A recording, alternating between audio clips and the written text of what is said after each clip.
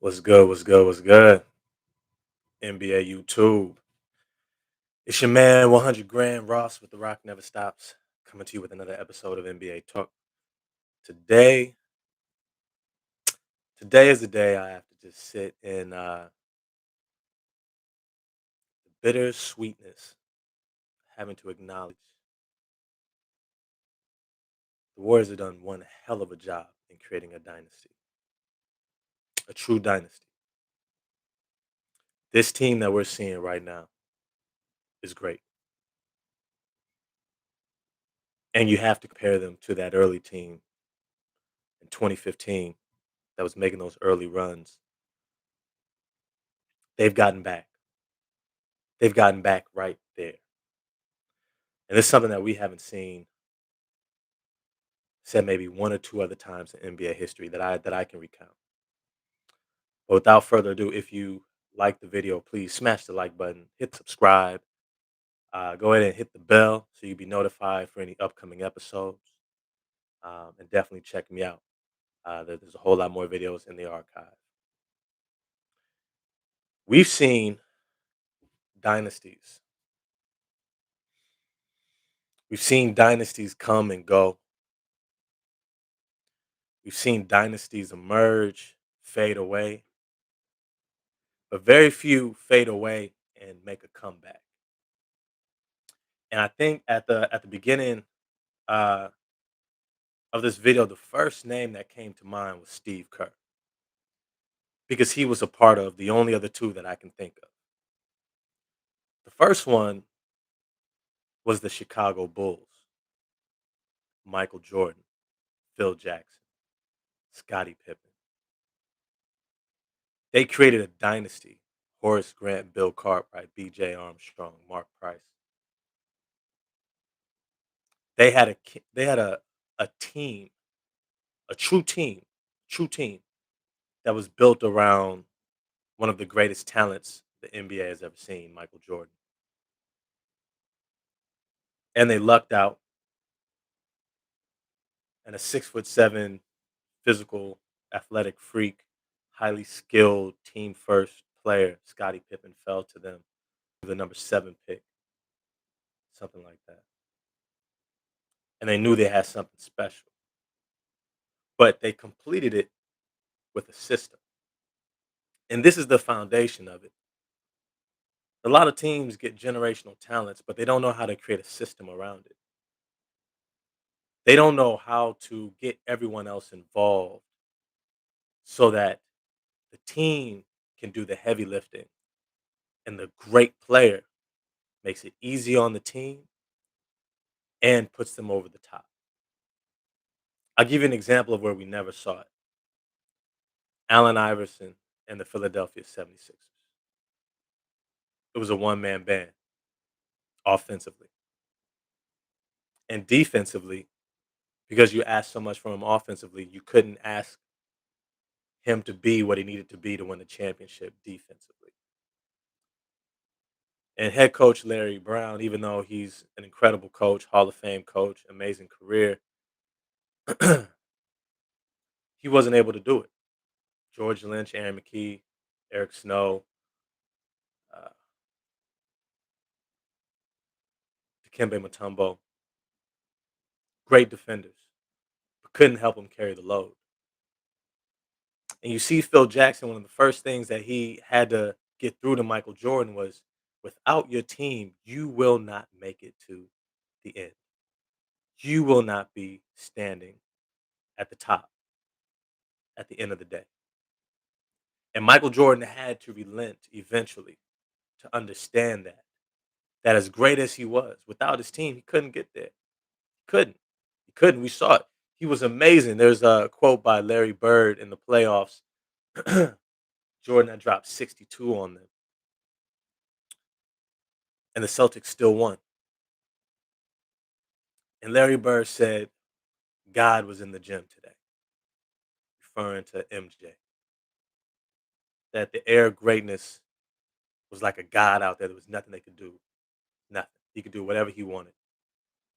Yet his team still lost.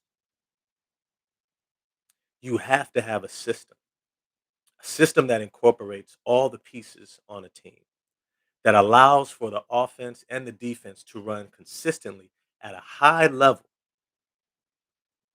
so that you're not having to depend upon the greatness of an individual or two individuals to carry you nonstop. This is probably the biggest issue when you look at somebody like the Los Angeles Lakers and even LeBron James oftentimes. He has to carry. Him and Anthony Davis have to carry. It's not a system around them. It's not guys who understand their roles and execute. It's two guys carrying the load and other guys trying to assist. I didn't like the coaching hire the Lakers did with Frank Vogel. I didn't think he was the right pick. I'd rather have a Steve Clifford or something like that. But they stayed with him. They won the championship due to the greatness of LeBron James and Anthony Davis. Kudos. But when you see the Golden State Warriors, what you're seeing is you're seeing generational talents. And Steve Kerr was one other place that also informed him how to put this together and probably how to get through to Bob Myers and Joe Lacob that this was the way it needed to be done. Is that when he was with the San Antonio Spurs, Tim Duncan had an immediate meteoric rise into superstardom when he paired up with David Robinson and won an NBA championship against the New York Knicks. I think it was back in like '97 or something like that. No, not '97. 99. 99. It was right after the Jordan Bulls era. And I think he won, I want to say like two or three championships in the span of maybe like 5 years, 6 years, somewhere around the Lakers doing their thing with Shaq and Kobe. But Duncan was the man. And then there's this lull that they go through for a few years. Western Conference semis, Western Conference finals, Western Conference semis. Can't seem to get back. But then the emergence of Tony Parker comes along, and Manu Ginobili begins to take on a bigger lead. And all of a sudden, Steve Kerr is introduced, and he has a minor role, but he sits back and he witnesses what's taking place. Greg Popovich, you have to understand, before Tim Duncan got there, he was a front office person who moved down to coaching. And he even attested in a interview before they got Tim Duncan. He thought he had lost his team. He thought he was on his way out. What ended up happening is he lucked out in the draft and he got a generational talent. But what he understood was that he had to have a team that could allow his generational talent to sustain himself for a long career. And by the end of the Duncan era, San Antonio Spurs had become the epitome of what teams, especially small market teams, would aspire to be. A stable of consistent winning.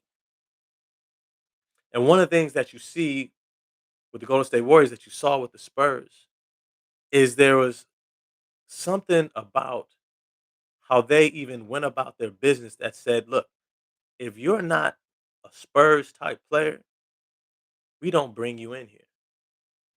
And the Golden State Warriors are the same way. They have a way in which they want to win. They have a system. They have their generational talents. And there is a way that players need to be able to fall in line.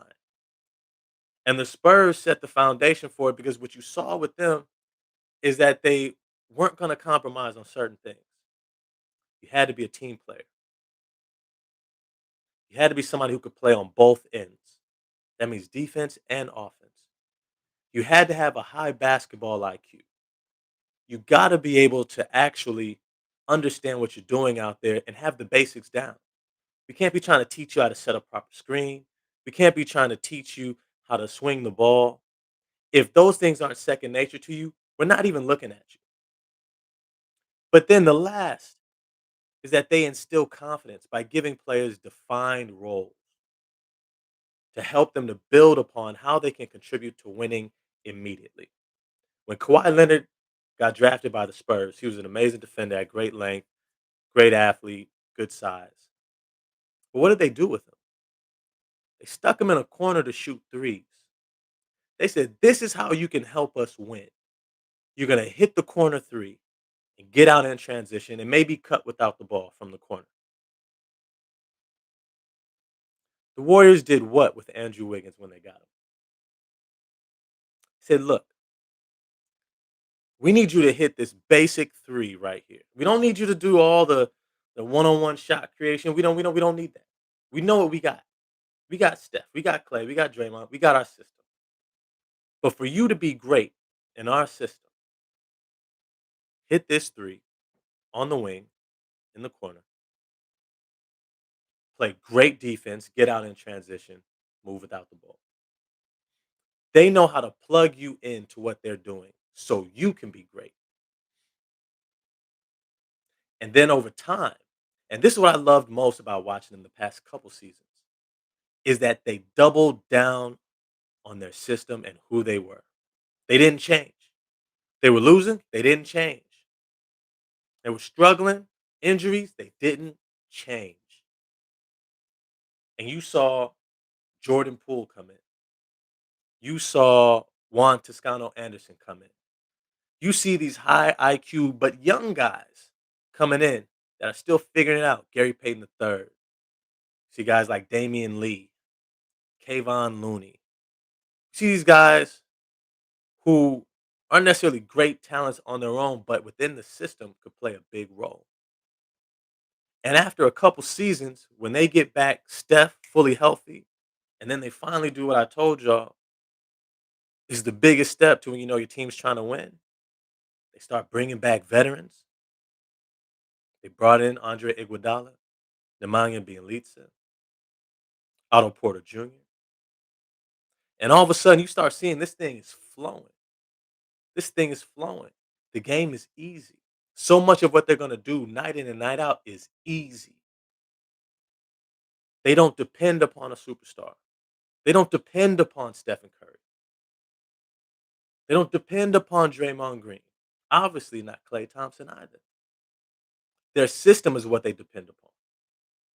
They're great players, put them over the top against just about anybody.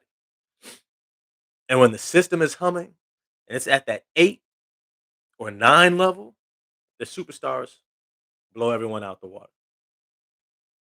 And that's what I love about this team. This is why it's a dynasty because it's built to last. Unfortunately, with the Lakers, they've never been able to build that around LeBron James so far. There's no system. It's LeBron. LeBron is the system.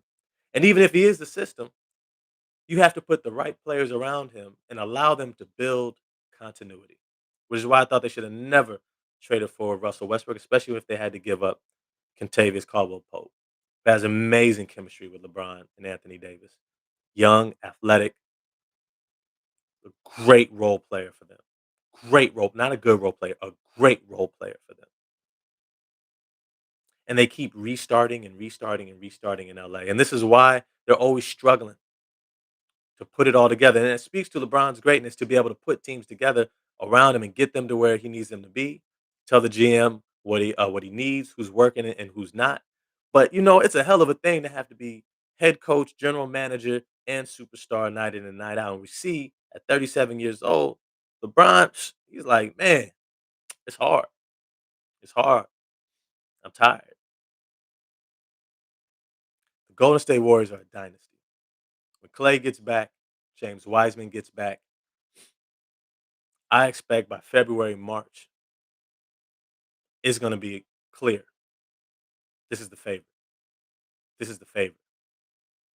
They're going to go into the playoffs and they're going to be scary. I see them blowing the brakes off first round, second round, third round, maybe a little adversity. And this is not counting injuries or anything like that. But when Clay gets back, if he gets back to 80%, this is a championship team.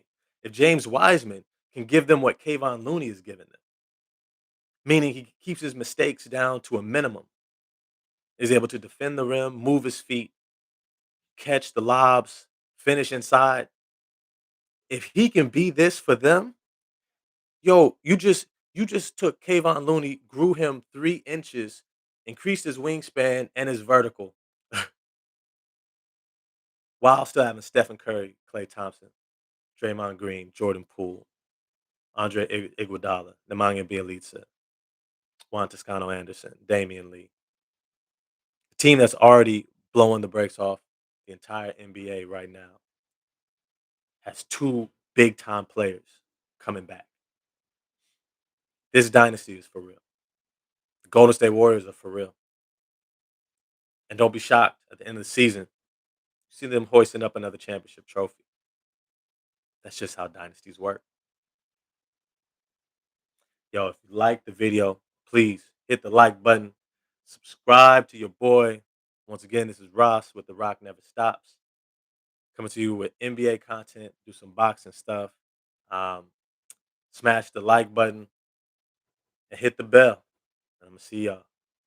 Peace.